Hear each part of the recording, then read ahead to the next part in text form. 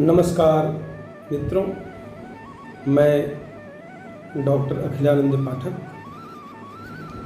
अपने YouTube channel अद्भुत भारत अनंत भारत के माध्यम से आज एक बार पुनः आपके बीच एक नई कथा को लेकर के, पौराणिक कथा को लेकर के आया हूँ। मित्रों, भारत देश महान स्त्रियों पुरुषों की गाथाओं, त्याग, समर्पण, बलिदान से भरा पड़ा है। आज जब समाज में, मीडिया में आप देख रहे हैं कि जिनको हम अपना आदर्श, जिनको अपना हम हीरो मानते हैं, आज नशा और आदि के स्कैंडल में फंसे हुए हैं। जिस दीपिका पादुकोण को हमारी युवतियाँ, बेटियां आदर्श मान करके उनके अपने फोटो लगाती हैं, वो किस प्रकार का जीवन जी रही है। लेकिन भारत देश में बेटियों की त्याग, बलिदान की कथाएं कितनी अनंत, कितनी उदात्त हैं, इसका एक उदाहरण है। आज बेटी दिवस है। बेटी दिवस पर भारत की सभी बेटियों को मेरी तरफ से बहुत बहुत प्रणाम। और आज एक पौराणिक कथा आपके बीच में लेके आया हूँ। अद्भुत भारत अनंत भारत में भारत की अद्भुत कथा, सुकन्या की कथा। महर्षि च्यवन का नाम सुना होगा, युवा पीढ़ी कम पढ़ती है, इसलिए यह कथा में आज रखने वाला हूँ, क्योंकि युवा पीढ़ी को हमारी देश की जो शक्तियाँ हैं, जो हमारे संस्कार हैं, जो पौराणिक कथाएं हैं, उनके माध्यम से हमें जानना चाहिए कि हमारा देश कितना महान था। तो मित्रों, पौराणिक कथा में यह प्रकरण आता है। बहुत ही ख्यात ऋषि च्यवन अपने आश्रम से दूर घनघोर तूफान के बीच में एक वृक्ष के नीचे तपस्या कर रहे थे। कई वर्ष बीत जाने के बाद उनके ऊपर मिट्टी का लेप चढ़ गया, उनका पूरा शरीर ढक गया, परंतु जो उनकी आंखों का तेज था, उसके कारण उनकी जो दोनों आंखें थी वो मणियों के समान चमक रही थी, उसका प्रकाश दूर तक जा रहा था। उसी समय की बात है,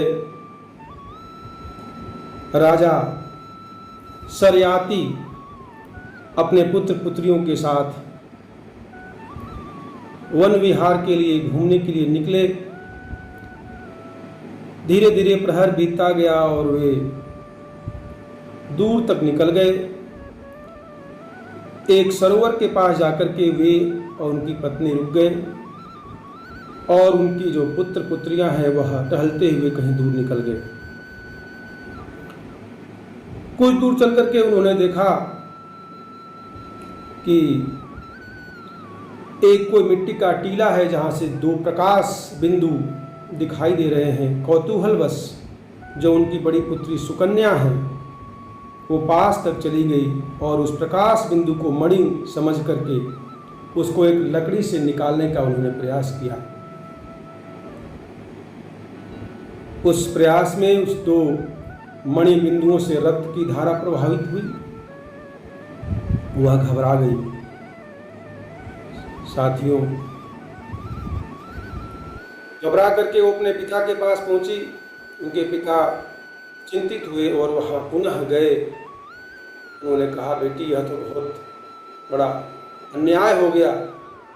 यह क्षेत्र महर्षि च्यवन ऋषि का क्षेत्र है और वही तपस्या में लीन थे यहाँ वर्षों से, और उसी समय कराहने की भी आवाज़ उस मिट्टी के टीले से आई। बेटी सुकन्या बहुत ही चिंतित हुई। उसने कहा, पिताजी, मैं इनकी अब आंखें बनूंगी। सोच विचार करके एक पिता का दिल किस प्रकार से ग्रसित हो गया। उन्होंने कहा, ये क्या कह रही हो तुम सुकन्या?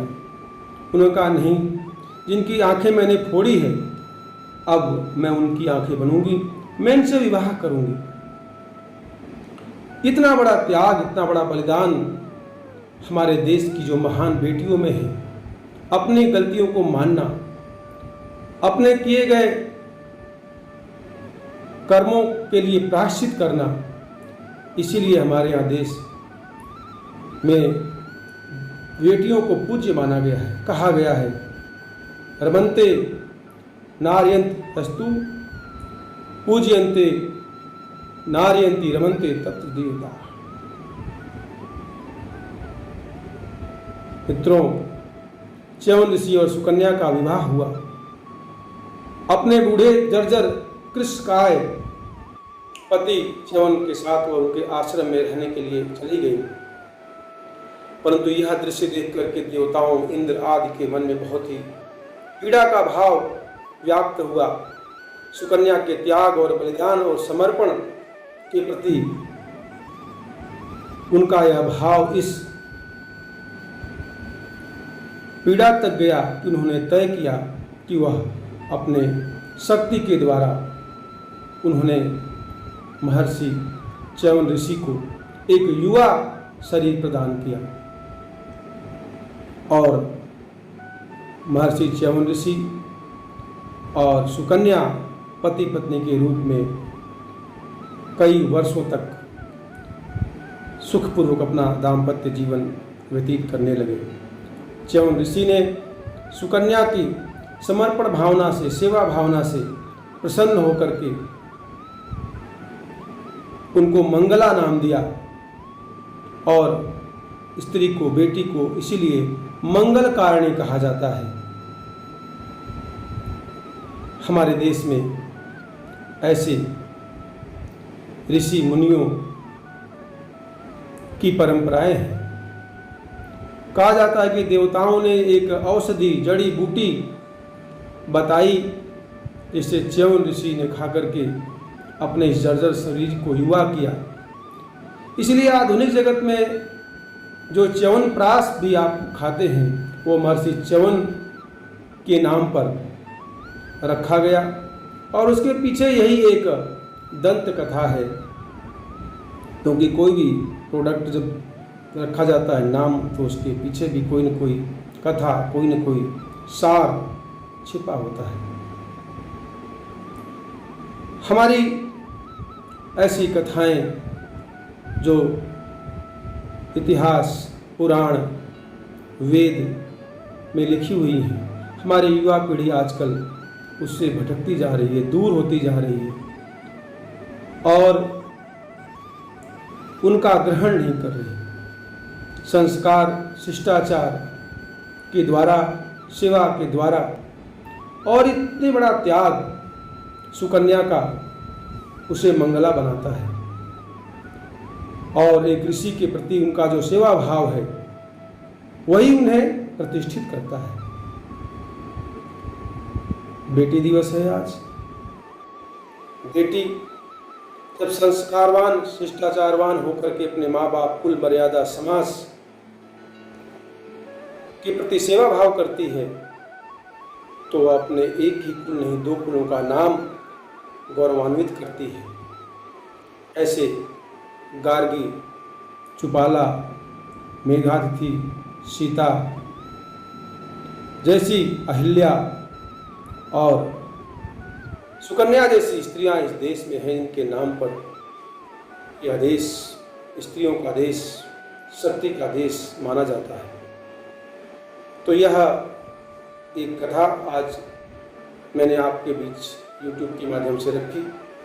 मित्रों, यह एक संस्कारवान और अद्भुत कथाओं का मंच है। इसे आप देखते रहें और अपना समर्थन भी देते रहें, जिससे हमारा उद्देश्य पूरा हो कि यह कथाएं, संस्कार अधिक से अधिक युवाओं तक पहुँचे। यही मेरा उद्देश्य रहता है। लोग आते रहते हैं, जाते रहते हैं, गाने बजा करके, लोगों के कंटेंट डाल करके, सब्सक्राइब बढ़ा करके चैनल को बड़ा नहीं किया जा सकता। आज 2 करोड़ 4 करोड़ सब्सक्राइबर वाले लोग दीपिका पादुकोण और करण जौहर और अन्य लोग समाज को क्या दे रहे हैं। इसलिए जो समाज को देने वाले लोग हैं, जो भारत की सभ्यता को, संस्कृति को आगे बढ़ाने वाले लोग हैं, उनको समर्थन मिलना चाहिए। इसलिए आप अपना मत व्यक्त करते रहिए और किसी भी वेद पुराण की कथाओं को सुनने के लिए आप कमेंट बॉक्स में लिखिए। आपको अच्छी लगी वो कथा तो आप लाइक भी कीजिए। बहुत बहुत धन्यवाद। बेटी दिवस की बहुत बहुत शुभकामनाएं। पुनः मिलेंगे किसी अन्य विषय पर।